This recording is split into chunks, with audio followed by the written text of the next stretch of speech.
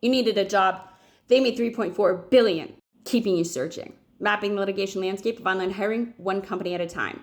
This is company part 17, SAP. Conclusion, 3 HCS companies, 3 public records, 1 pattern. Taleo was acquired by Oracle for $1.9 billion. SuccessFactors was acquired by SAP for $3.4 billion. Workday's investors funded and sustained a platform whose architectural asymmetry is documented across years of public filings.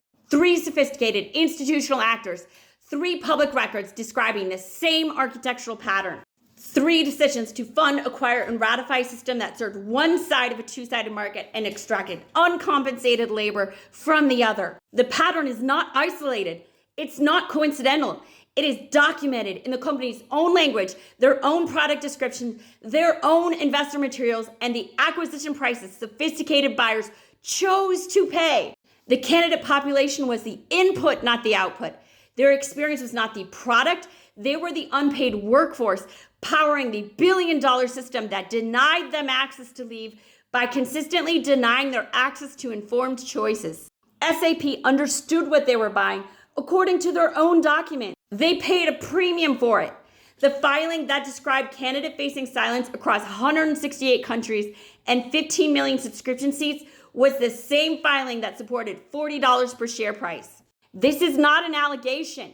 It is a description of what the public record shows a sophisticated buyer chose to purchase at a price that reflected the value of the architecture as designed. Once you see the architecture, you see it everywhere. In the US with Taleo and Oracle, into the present with Workday, and across geographies with SAP. But there's something worth saying plainly before the installment closes, because this series is not only about architecture. The evidence for what these systems did to job seekers did not require SEC filings to exist.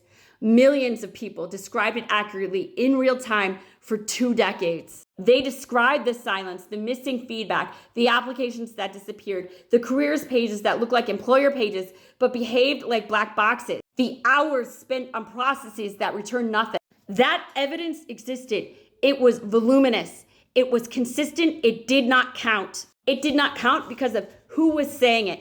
Job seekers do not have standing to constitute market reality in a market that controls their very survival, where they make up 95% of the participants easily. Their experience, however widespread, however accurately described, does not become legible until it appears in the mouths of the company that was profiting from it. The SEC filing says what the job seeker said.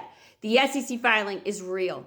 That is the epistemic condition this series is working inside. The receipts were always public. The experience was always documented. The only thing this series does is find the version of the truth that the institutions responsible for it wrote down themselves and read it out loud. That should not be necessary.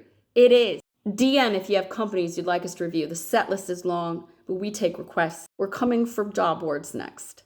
ZipRecruiter is our first go at the job board. So far, we can get all 5 of our failure modes down in ZipRecruiter, including the one-click apply, aka running a DDoS attack against the labor market and getting employers to fund it. The Jevons paradox. I'm going to say this plainly. You utter fools. You utter, arrogant, egotistical fools. What did you do? Paradigm shifts are scary, I get it. But you know what's even scarier? Not changing. I'm available for consultation for the law firms out there. DM me. I can help you with the discovery.